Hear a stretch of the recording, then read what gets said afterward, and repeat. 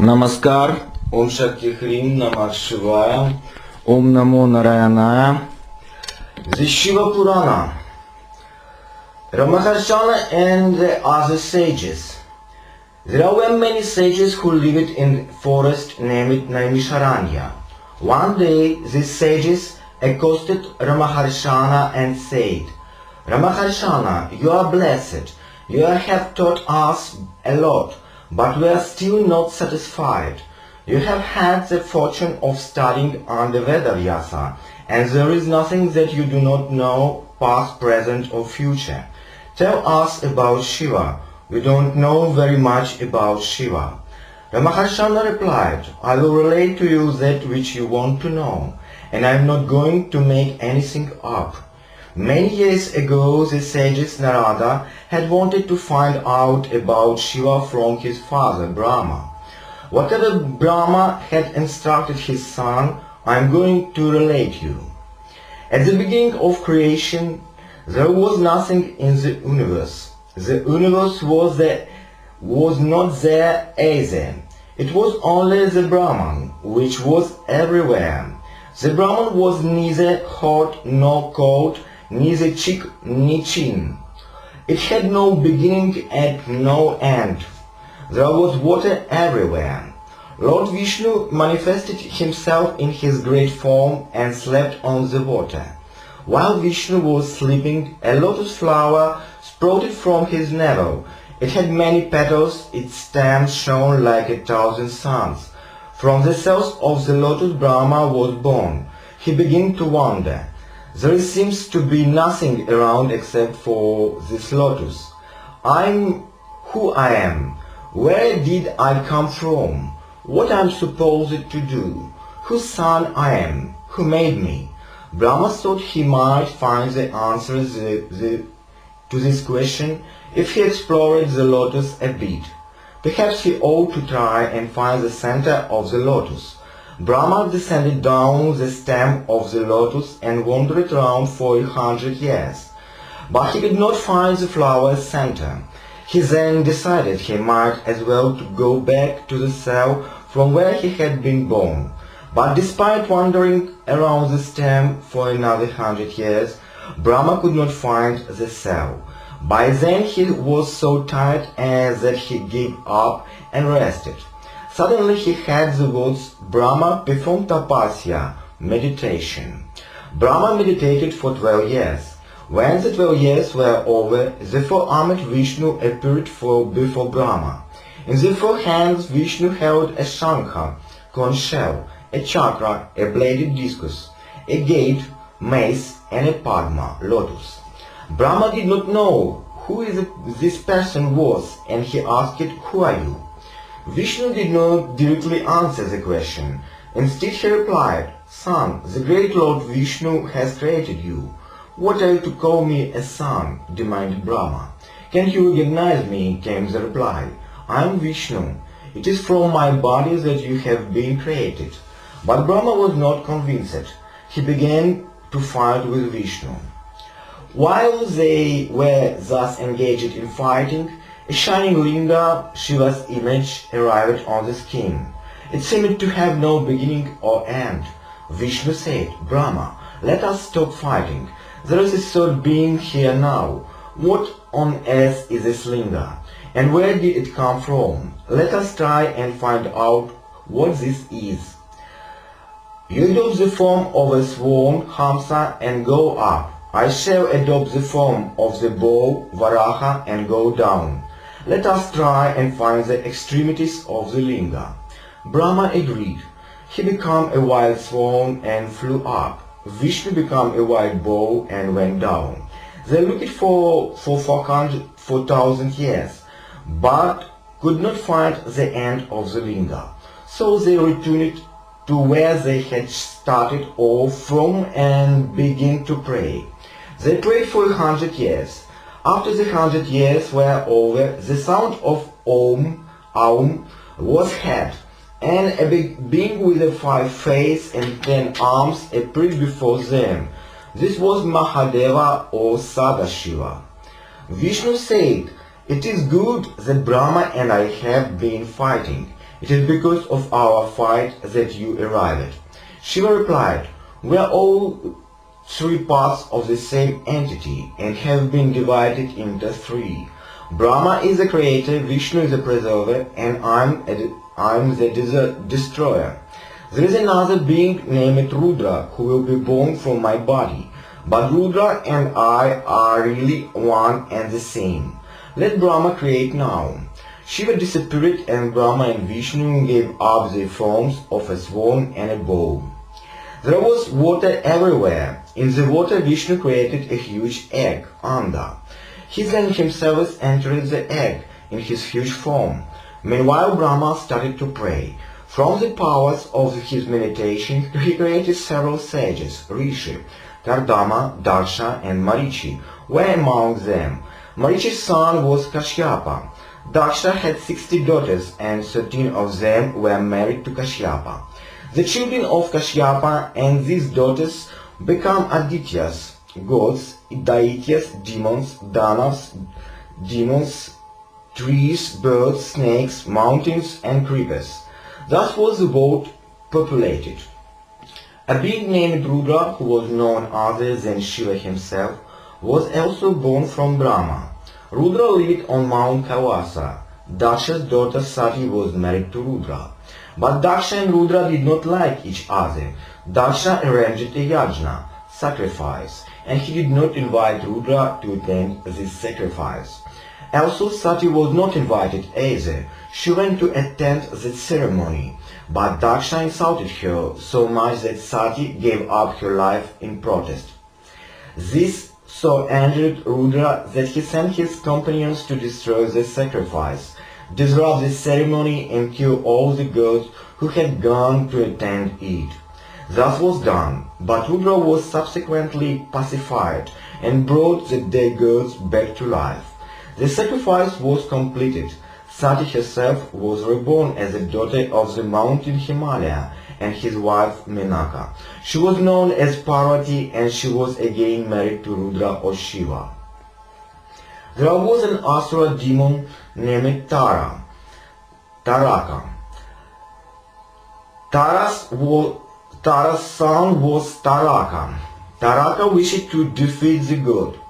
He therefore went to a place named Madhuvana and began to perform very difficult tapasya. He gazed at the sun and stood there with his arms raised. He stood on one leg and then two, only on the toes of his feet. 100 years passed. For those 100 years, Taraka drank only water and had no food to eat. For the next 100 years, he gave up that also and lived only on air. 100 years were spent in performing tapasya inside water, another 100 years on earth, and 100 years more inside fire. For 100 years he performed tapasya upside down, standing on his hands, and for yet another 100 years he hung upside down from the branches of a tree. The meditation was so difficult that Brahma was pleased. He appeared before Tarakasura and said, I am pleased with your tapasya. What boon do you want? If you are pleased, replied Tarakasura, grant me 2 boons. The first boon should be that no one created by you should be as strong as me. The second boon should be that I should be killed only by Shiva's son. Shiva at the point of time had no sons. Sati had died and also she had been reborn as Parvati. She had not been married to Shiva. Brahma granted Tarakasura the 2 boons. The demon went to a city named Shanitapura and began to live there. All the other demons made Tarakasura their king. Thanks to the boon, Tarakasura was so strong that he easily defeated the gods. He conquered the 3 worlds and drove the gods out of heaven. He stole all the belongings and employed the gods as his servants. The despondent gods went to Brahma and asked him to find a solution to the Tarakasura problem. I can't, said Brahma. It is because of my boon that the demon has become so powerful. Besides, my boon says that Tarakasura can only be killed by Shiva's son. Shiva has got to have a son. He is now performing tapasya in the Himalayan mountains. Parvati is also in that region. Do something so that these two fall in love with each other and marry. The gods decided to follow Brahma's advice, but how could it be ensured that Shiva and Parvati fell in love with each other? The king of the gods was Indra, and the god of love was Kandarpa or Madana. Indra summoned Kandarpa. "You have to help us," said Indra. "There is no other way out. Shiva is performing tapasya in the Himalayas. Parvati is also in the region. Make sure that the two fall in love. That is your job." Kandarpa went to the place where Shiva was meditating, and as soon as the god of love appeared, the place took on the threads of a spring which was perennial. Flowers bloomed and bees buzzed among the flowers. Cuckoos sang and fragrant breeze started to waft through the forest. Shiva tried to concentrate on his meditation, but he kept getting distracted. While all this was going on, who should arrive there but Parvati? She was so beautiful that Shiva was smitten with love for her. Parvati also seemed to like Shiva. But life is never simple. Shiva was after all Shiva. He realized that something was wrong. How could his meditation have been disturbed? How was it that the season seemed to be spring, also it had no business to be spring? When Shiva glanced around, his eyes fell on Kandarpa, who was hiding. He realized that it was Kandarpa who was responsible for all this mischief. Shiva was injured. He had a third eye in the middle of his forehead. From this third eye flames sprouted, and these flames burned Kandarpa to ashes. Kandarpa's wife was Rati. When Rati saw that her husband had been burned to ashes, her grief knew no bounds. At first she lost consciousness.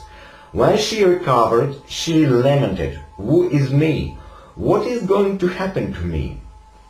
My husband, my love, where have you gone?" The gods and Rati sought out Shiva. They explained that it had been no fault of Kandarpa's. He had been asked to disturb Shiva's tapasya because of Tarakasura problem.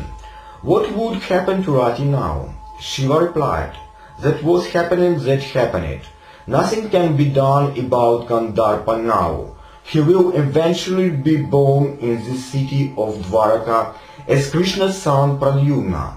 Rati will then be reunited with the Kandarpa, but till such time let her simply wait." The gods dispersed, still despondent. The matter of Shiva and Parvati's marriage had no progressed at all. But Parvati had fallen in love with Shiva, and she didn't know what she could do about it. She taught Shiva all the time. One day the sage Narada came and told her, "Shiva is only pleased with tapasya. Without tapasya, even Brahma and the other gods do not get to see Shiva. Why don't you perform tapasya?" Parvati decided to do what Narada had asked her to. She asked her parents for permission.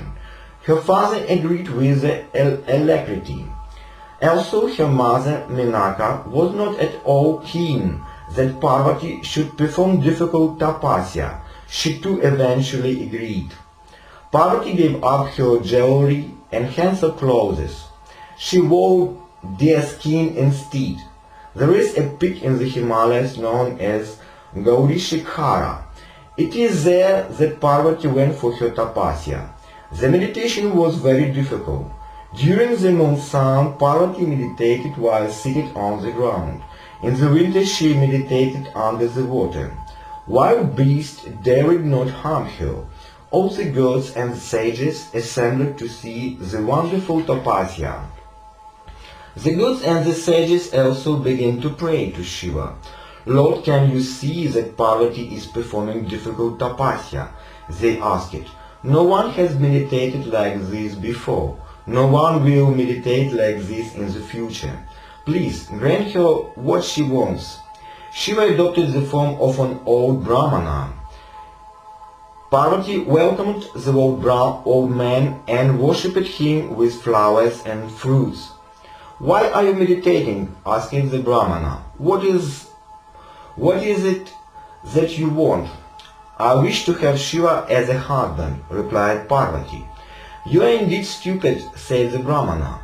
That is like giving up gold for a piece of glass or giving up sandalwood for mud. Does anyone give up the water of Ganga and drink water from a well instead? Marry one of the gods instead. Go and marry Indra.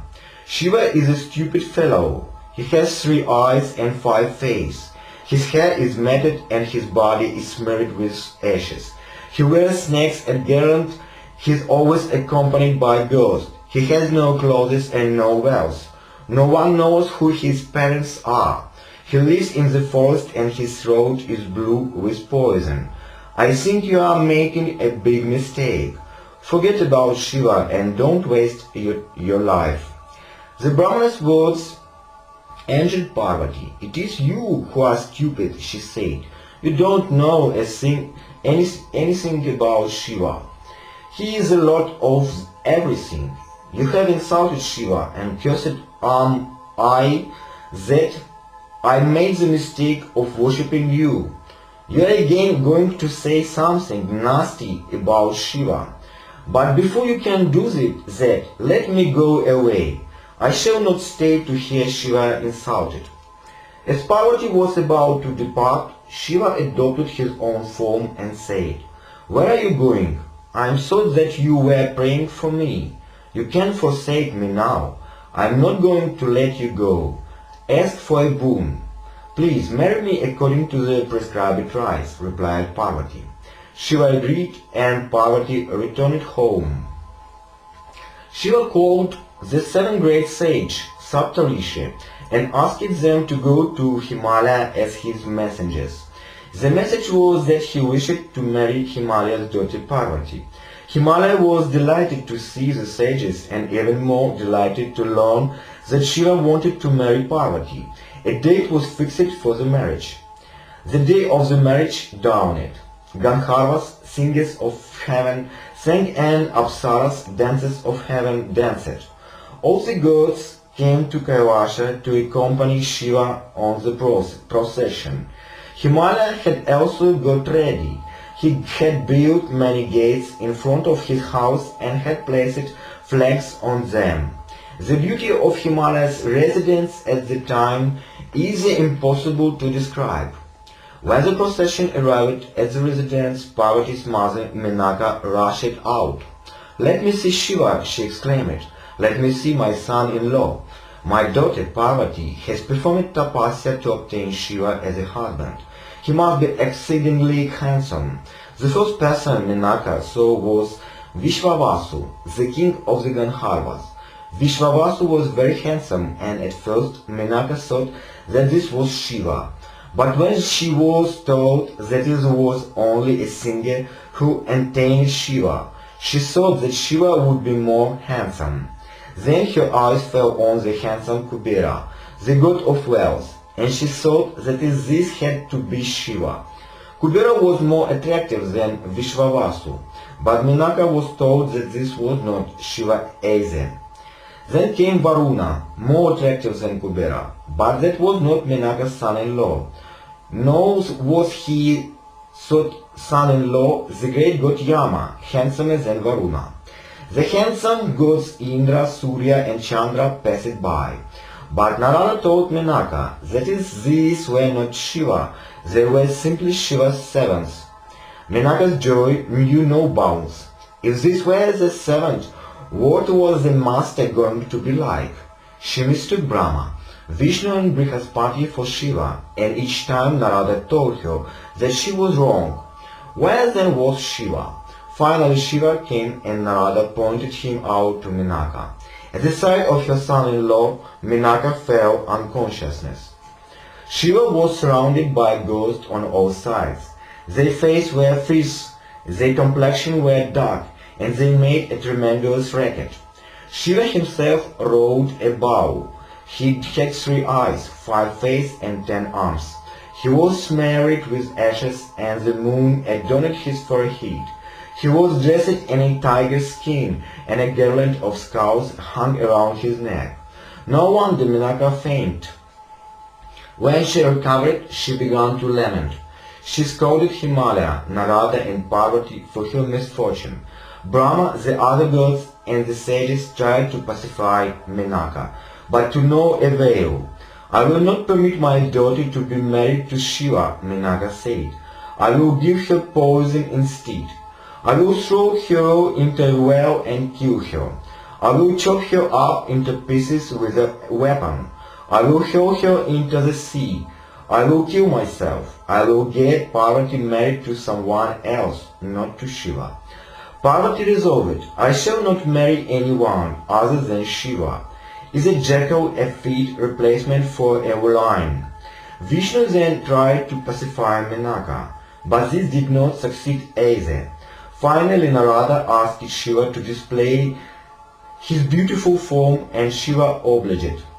This form is exhibited only to those who are very faithful to Shiva. Everyone was charmed by this beautiful form, even Menaka. His body shone like 1,000 suns, and crowns sparkled on his head. His clothes glittered, and the luster of his jaws put the stars to shame. Menaka begged forgiveness for her foolishness, and now there were no further obstacles to the marriage. Under Brahma's supervision, the marriage ceremony took place, and Shiva and Parvati returned to Kailasha. Shiva and Parvati's son was Skanda or Kartikeya. When the baby was very small, it got lost in some reeds. 6 princesses discovered the baby in the reeds, and each wanted to bring up the baby as her own son. All of them finally cooperated in bringing up the body. These princesses were the Kritikas, and the boy came to be known as Kartikeya.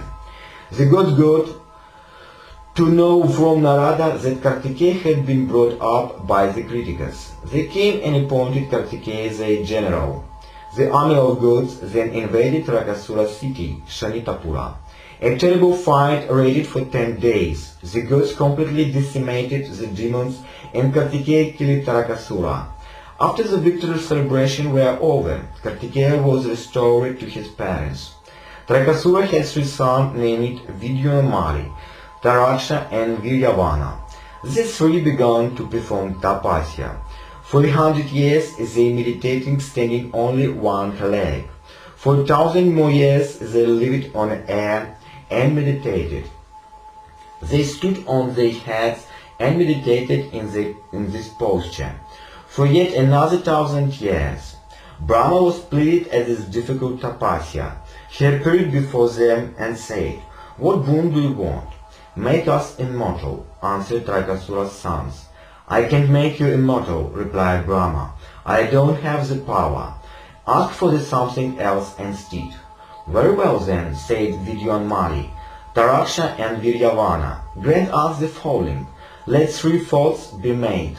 The first will be of gold, the second of silver, and the third of iron. We will live in these forts for 1,000 years. At the end of the 1,000 years, the forts will become one. This combined fort will be called Tripura, and if anyone can then destroy Tripura with only single arrow, that shall be the death destined for us."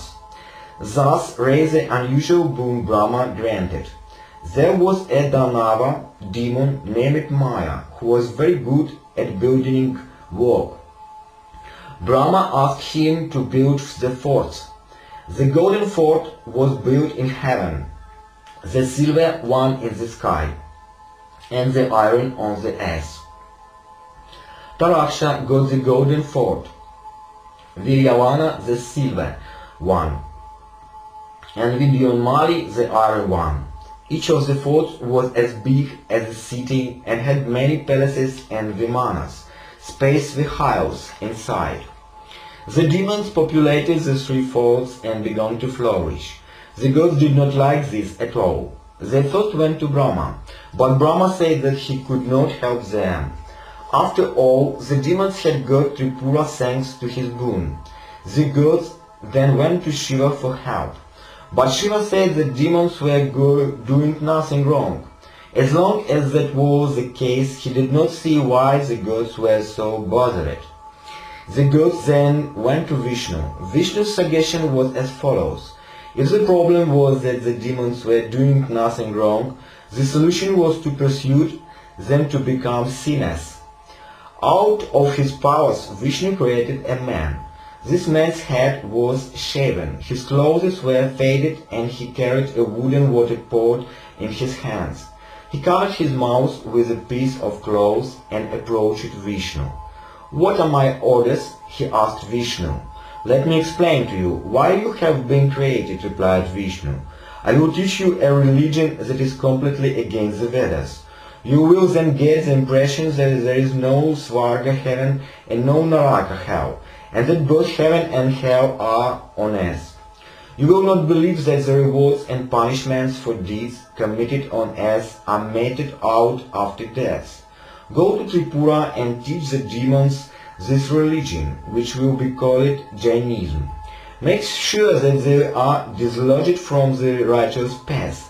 They will do something about Tripura." The being did as he had been asked to. He and 4 of his disciples went to a forest that was near Tripura and began to preach. They were trained by Vishnu himself. Therefore, their teachings were convincing, and they had many converts. Even the sage Narada got confused and was converted.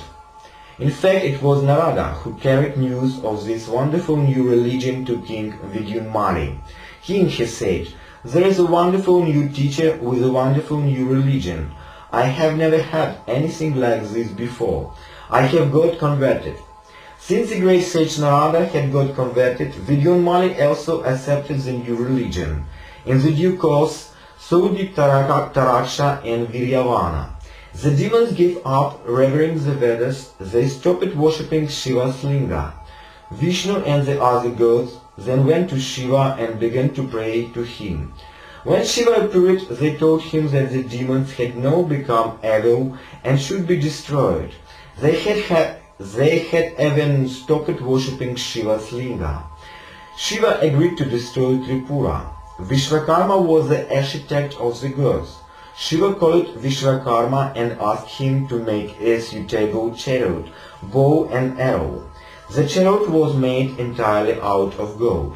Brahma himself became the charioteer, and the chariot was speedily driving towards Tripura. The gods accompanied Shiva with diverse weapons. By then 1,000 years had passed so that the 3 folds had become a single Tripura. Shiva installed a divine weapon known as Pashupata into his arrow and shoot it at Tripura. The arrow burned up Tripura into ashes in a split second. While the celebration were going on, the 7-headed religious teachers arrived. "What are we supposed to do now?" they asked. Brahma and Vishnu told them to go and live in the desert. The last of the 4 eras was Kali Yuga, and in Kali Yuga, evil would reign supreme. When Kali Yuga arrived, they were to come back and begin their teaching afresh. Ramakrishna told the assembled sages, "It is easy to please Shiva, but Shiva must never be worshipped with a ketaki or champaka flower." "Why, what is wrong with these flowers?" asked the sages. "Let me tell you about the ketaki flower first," replied Ramakrishna. Rama's father Dasharatha asked Rama to spend 14 years in the forest. So Rama went to the forest with his brother Lakshmana and his wife Sita. The 3 of them started to live on the banks of the river Falgu. News reached for the forest that Dasharatha had died in their absence, and a Shraddha funeral ceremony had to be performed for the dead king. Rama sent Lakshmana to a nearby village to get the necessary ingredients. Time passed and Lakshmana did not return. Rama then went to get the ingredients and look for Lakshmana.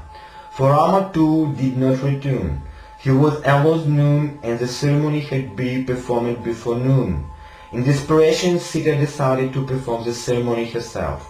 She went and bathed in the Falgu river and lit an earthen lamp. She then made the offering spinda to the dead and cast her herself. Immediately a voice was heard. Sita, you are blessed. It said, we are satisfied. In utter amazement, Sita watched some disembodied hands appear in the air to accept the offerings. What are you? Who are you? Asked Sita. I'm your dead father-in-law, answered the voice. The funeral ceremony has been successful. I have accepted your offerings. But Rama and Lakshmana are not going to believe me, said Sita. They will never believe that such disembodied hands appeared out of thin air to accept the offerings. They have two, answered the voice. You have 4 witnesses. The first is the Falgu river, the second is the Kaula over there, the third will be the fire, and the last one will be the Ketaki Bash. Rama and Lakshmana returned and said, cook the food quickly, there is very little time left. We have to complete the funeral ceremony before noon. Sita told them that had happened, and naturally the 2 brothers did not believe her. They made fun of her and suggested that she was lying. Sita called upon her 4 witnesses, but each denied that it had been anything.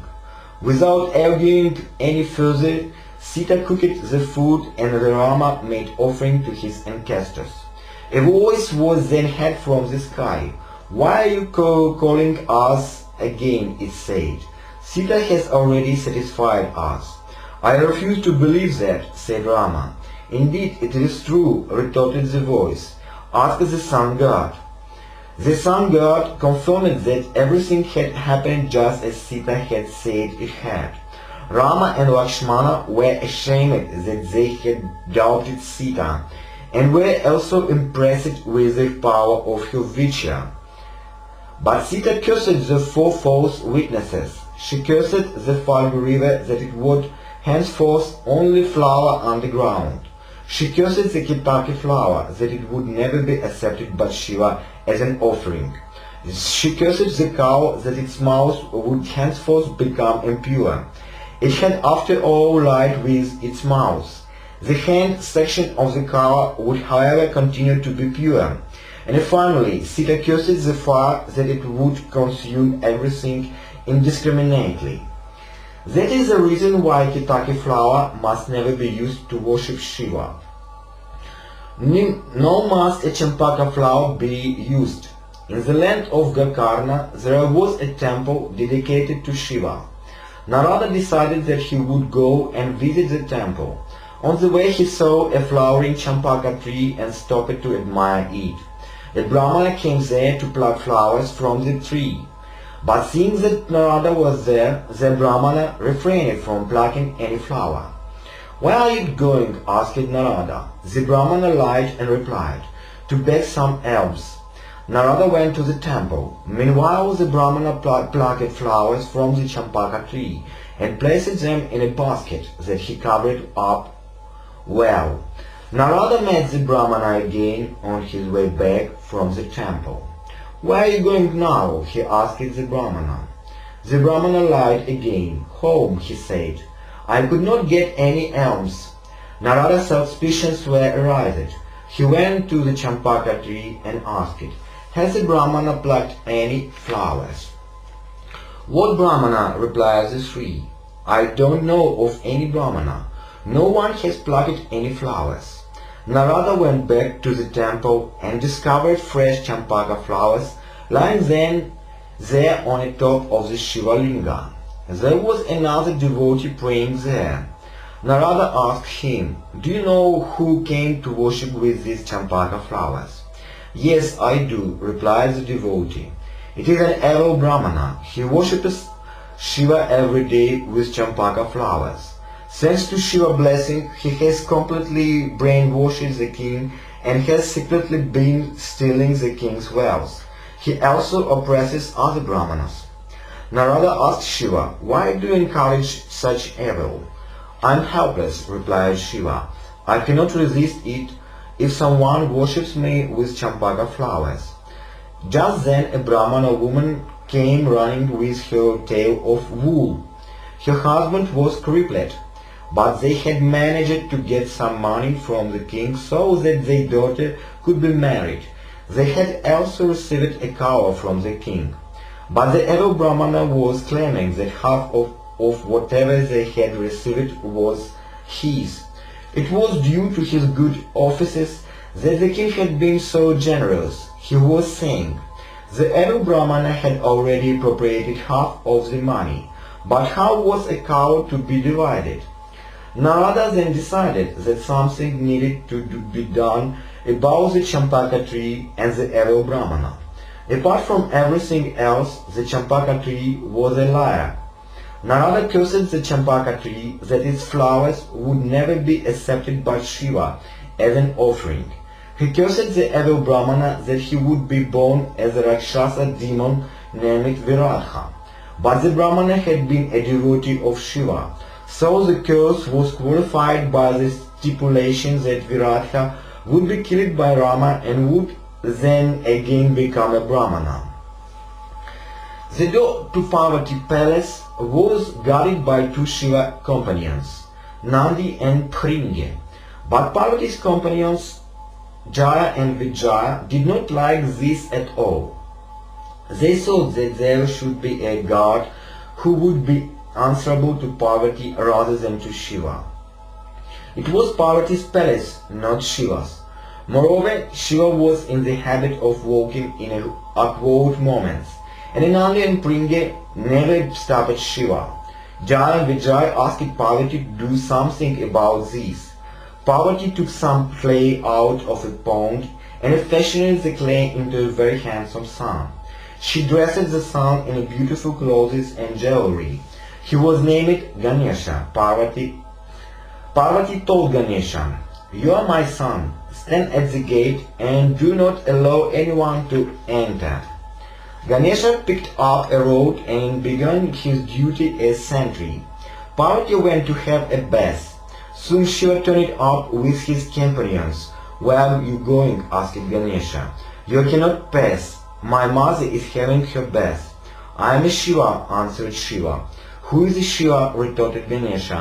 "I don't know of any Shiva. You cannot go in." Shiva tried to ignore Ganesha and enter, but Ganesha started to beat Shiva with the rod. Shiva then asked his companions to remove this upstart, but they only got thrashed by Ganesha in the process. Nandi tried to grasp one of Ganesha's legs and bring the other, but Ganesha uprooted a wooden door and beat them so hard that they fled. The gods and the sages all came to see what the uproar was about. Shiva told Brahma, "Why don't you try to pacify this creature?" Brahma advanced to reason with Ganesha, but Ganesha did not know Brahma. He thought that this was another one of Shiva's companions. He therefore grabbed Brahma and tore off Brahma's beard by the handful. Brahma fled in pain. This had become a matter where Parvati felt her pride to be at stake, so she kept Ganesha supplied with weapons. The girls attacked Ganesha with all sorts of weapons. He drove them back. Vishnu told Shiva, "This fellow can only be killed with some trickery. Otherwise he seems to be invincible." Ganesha flung a mace at Vishnu and hurt him considerably. He struck down Shiva's bow with another mace. Vishnu and Ganesha then began to fight, with the Sudarshana chakra being used by Vishnu and maces by Ganesha. While this duel raged, Shiva crept up stealthily from behind and cut off Ganesha's head with his Trishula. This was the trickery that Vishnu had planned for. When Parvati learned of Ganesha's death, her ire was roused. She got ready to destroy the universe and everyone was alarmed. Narada was sent to Parvati as a messenger. He was to try and pacify Parvati, But Parvati agreed to relent only if two conditions were satisfied. The first condition was that Ganesha should be brought back to life. The second condition was that Ganesha should be accepted as God and should enjoy all divine rights. These conditions were readily accepted. Ganesha's headless body was cleaned and bathed, but the head could not be found. It had been lost in the head of the petal. Shiva sent his companions out with the injunction that they should kill and bring back the head of the first living being that they saw. This happened to be an elephant with one tusk. The elephant's head was stuck on the Ganesha's body, and Brahma, Vishnu and Shiva combined these powers to bring back life to the dead body. Shiva accepted Ganesha as his son. He also made Ganesha the lord of all his companions, the Ganas. That is why the elephant god is called Ganapati. It was also decreed that worship to any god would be useless unless it was preceded by prayers to Ganesha. Chaturthi Tithi is the fourth lunar day. Krishna Paksha is the part of the lunar fortnight during which the moon wanes. Since Parvati created Ganesha in the moons of Kartika and on Chaturthi Tithi and Krishna Paksha, that is day on which Ganapati is worshipped. Shiva and Parvati had two sons, Ganesha and Kartikeya. Both sons wanted to get married, and Shiva and Parvati found it difficult to decide who should be married first. The other one who was born to feel hurt. Both the sons were equally dear to them. They decided to have a test. They called Ganesha and Kartikeya to them and said, "We have devised a competition. Both of you have to travel around the world and return here. Whoever returns first will be married first. That should be fair and square." As soon as these words were out, Kartikeya dashed out on his journey. But Ganesha tarried and pondered. He realized that this was a task that was impossible for him to accomplish. He found it difficult enough to travel a couple of miles. Ganesha found a solution. First he bathed, then he made Shiva and Parvati sit on two seats. He worshipped them and circled them 7 times. After he finished circling them, Ganesha said, "Now please make arrangements for my wedding." "What do you mean?" exclaimed Shiva and Parvati. "Did you not hear what we said? We asked the two of you to travel around the world and come back. You'd better hurry. Kartikeya has already left. If you don't take care, he will beat you to it." "But I have already been round the world 7 times, replied Ganesha. "Haven't I circled the two of you 7 times? The Vedas said that circling one's parents is the same thing as circling the world. If you do not wish to argue that the Vedas are wrong, then you have to agree that I have circled the world 7 times. Shiva and Parvati could not very well argue that Vedas were wrong. They therefore had to accept Ganesha's logic. Arrangements were made for his wedding. Vishvarupa, the son of Kashyapa, had 2 daughters named Siddhi and Buddhi. These two were married to Ganesha with a lot of fanfare. Ganesha and Siddhi had a son named Laksha, and Ganesha and Buddhi had a son named Labha. Kartikeya returned to Kailasha after traveling around the world, and discovered that Ganesha was already married and was already the proud father of 2 children. He had the entire story from Narada and felt that he had been cheated. He decided that he would not longer live with his parents. He also decided that he would never marry.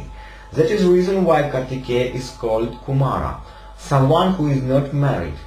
Kartikeya began to live on Mount Krauncha. Shiva goes to visit him there on the new moon, and Parvati goes to visit him on the day of the full moon, Purnima. A linga is an image of Shiva. There are several lingas. Whichever is the place where devotees congregate, the Shiva manifests himself in the form of a linga. However, there are 12 important lingas, and these are known as Jyotirlingas.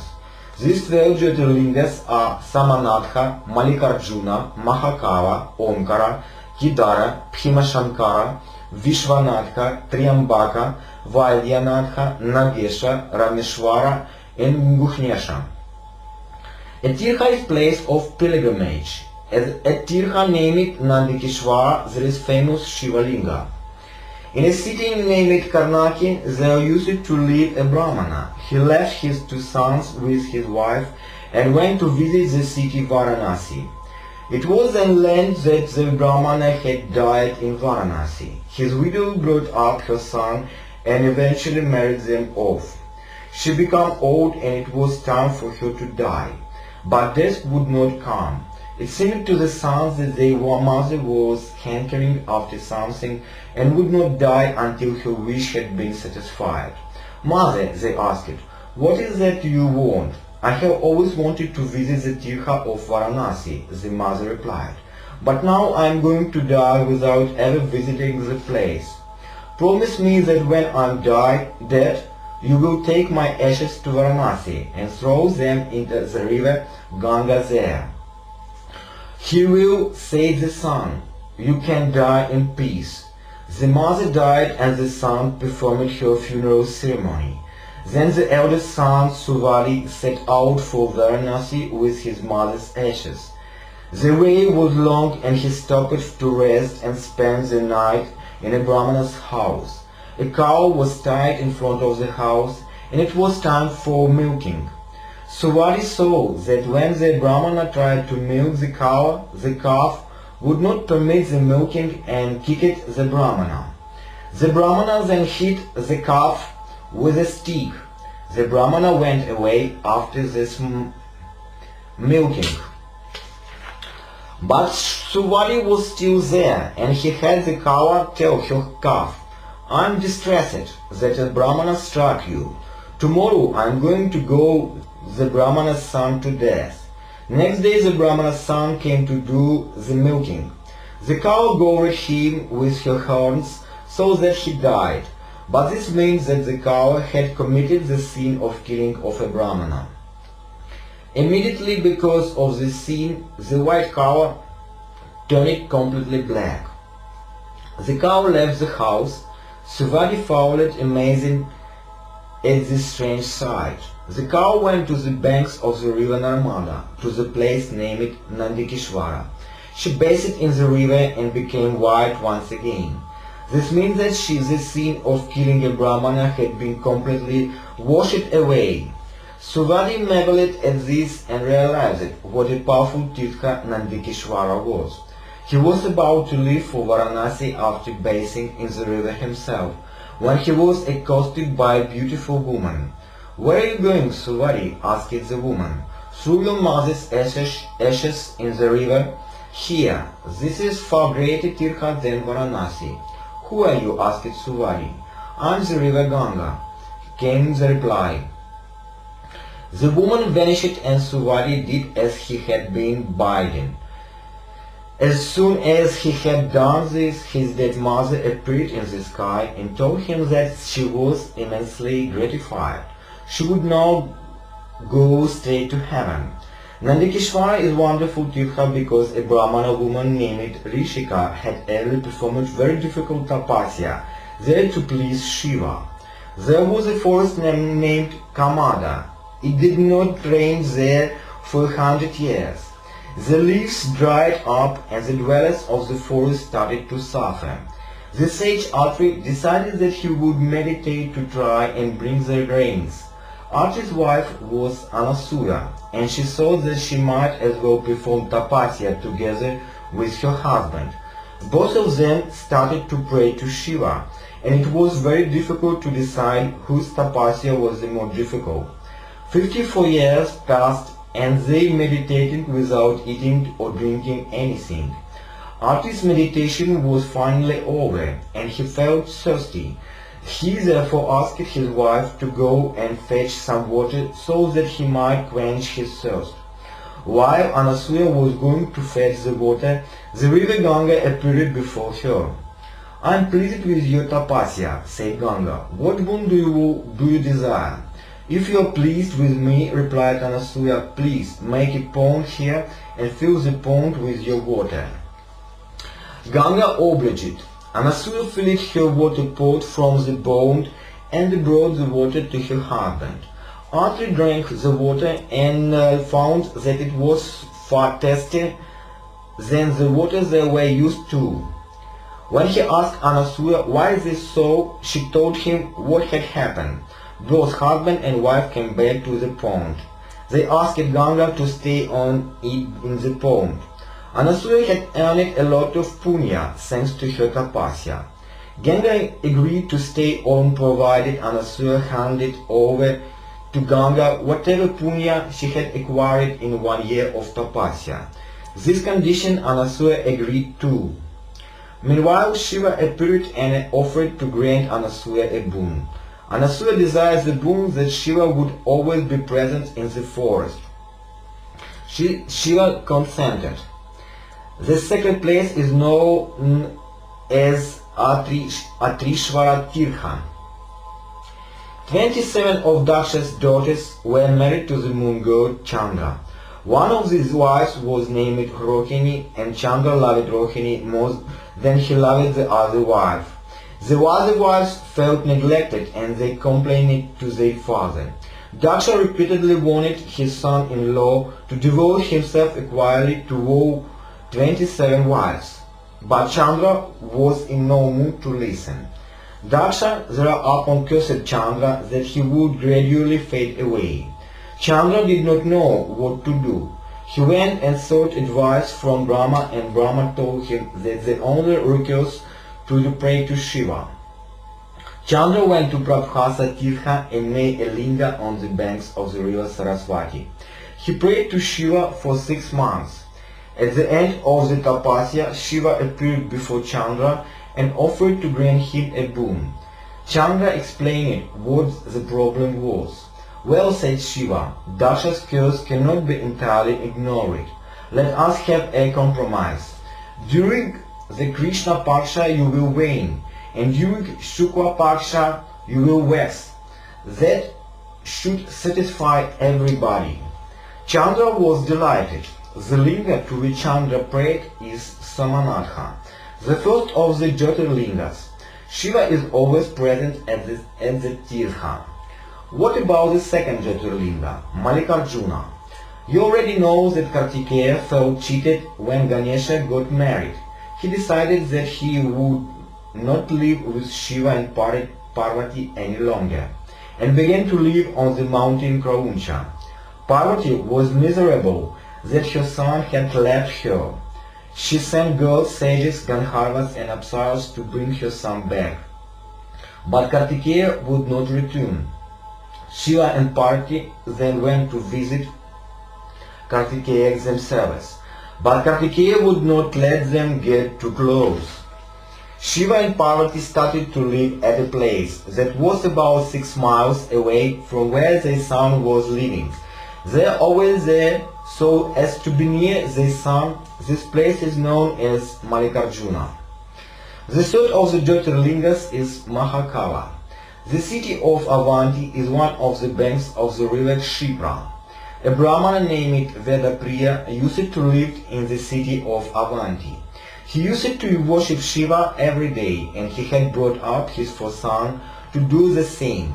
These sons were named Devapriya, Priyametha, Suvrita and Suvrata.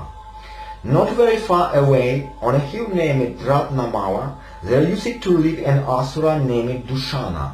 Dushana was evil. He could not stand the idea the Vedas being read and the religion prescribed in them followed. He went about destroying this righteous religion wherever he could.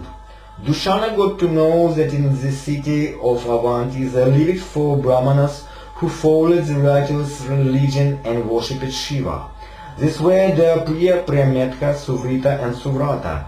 Their father Vedapriya had died by then. Dushana and his cohorts came and attacked the city of Avanti.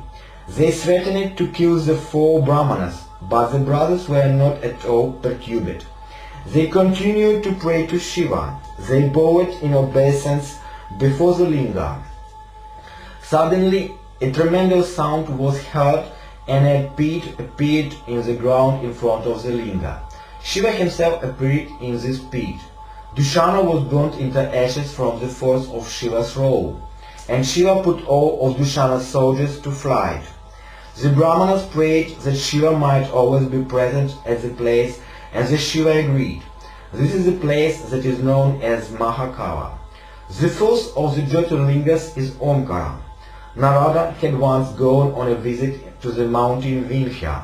Vindhya worshipped Narada, but because Vindhya was slightly proud, he also said, "I am full of all desirable objects that one can't think of."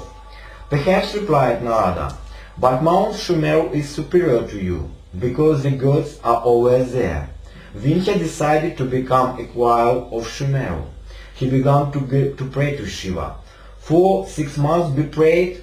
When Shiva appeared, Vindhya desired that Shiva might always be present there, so that he might become the equal of Shumel. The linga that Vindhya worshipped is called Omkara. Om Namah Shivaya. Hare Krishna. Radhe